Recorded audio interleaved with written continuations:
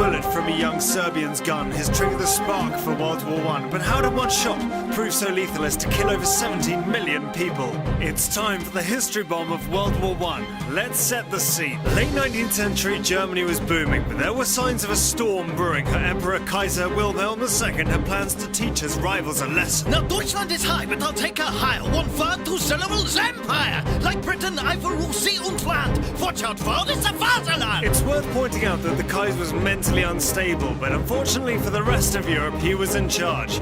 Germany's neighbors started to take notice. Hey Russia, have you heard this guy? I'm thinking of putting my army on standby. I know, Cousin Willie is giving me nausea, and now he signed an agreement with Austria. So tell her when we've got your back, we'll be here if the Kaiser attacks. It was against this backdrop that Gavrilo Princip, a young Serbian nationalist, shot dead Archduke Franz Ferdinand, the heir to the Austrian throne, setting off a terrible chain of events. Are you ready? Let's go! Austria and Germany attack into Serbia, who are allies with Russia, didn't mention that earlier. Russia get ready to advance, and that brings in their pals, France. Germany attack France as quick as they can, adopts an approach called the Schlieffen Plan. They go through Belgium, awful decision, as Belgium have friends, namely Great Britain. In come Italy. Now let's join the advance with the first British troops fighting in France. Get down, boys! We must take cover, or there'll be more machine gun fodder. Good Lord, those howitzer shells are big! Without delay, quick chaps, dig! By November 1914, 400 miles of barbed wire and mud stretched from the Alps to Belgium. Commonwealth soldiers arrived from Australia, Africa and India, but still more troops were needed. Men of Britain, there's much to do. Your time is now. Your country needs you. Sir, we've just had news from Gallipoli. Ah, yes, against the Turk. A resounding victory. No, sir, 500,000 casualties and a telegram. Send help, please. Oh dear. Back in the trenches, there was more to fear as chemical weapons began to appear. Gas, elixir, fumbling, no mask. A damn cloth's better than nothing. Sir, I can't see the gas things and Come burns. here, soldier. Let's get you to a nurse.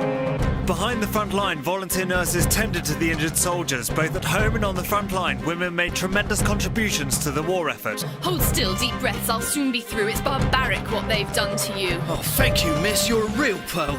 God, these trenches, no place for a girl. Neither are they fit for a man, but we're here to help the best we can. And who do you think manufactured your gun? Us girls will see this war is won. 1916 saw terrible losses on the Western Front. The Germans advanced to Verdun and the British went forward to the Somme, but neither battle proved decisive.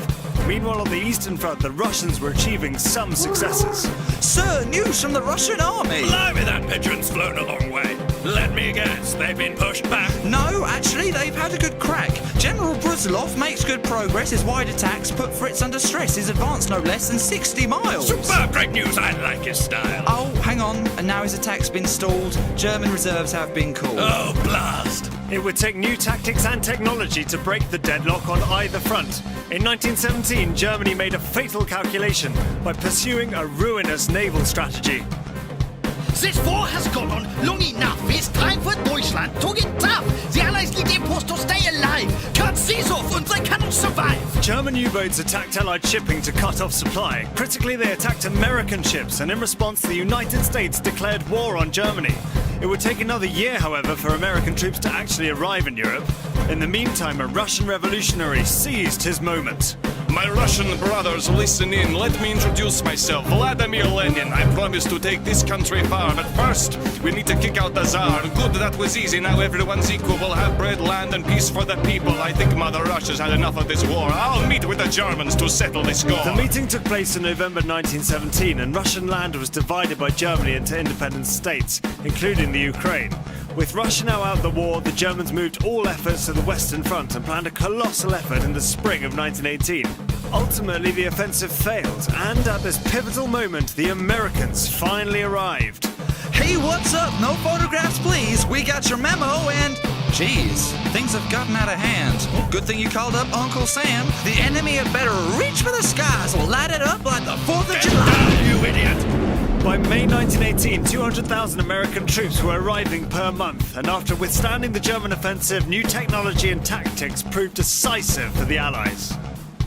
Right, chaps, this is it. We have orders to make the hit. Keep behind the tanks and use the Lewis gun. A creeping barrage will shatter the HUD. Our planes will protect from the skies, then we'll hold the line until support arrives. Finally, the Allies got some traction, putting the Germans out of action. At 11 a.m. on the 11th of November, the guns fell silent upon German surrender. All in all, a tragic loss. Europe secured, but at what cost? A generation lost. We are forever in debt.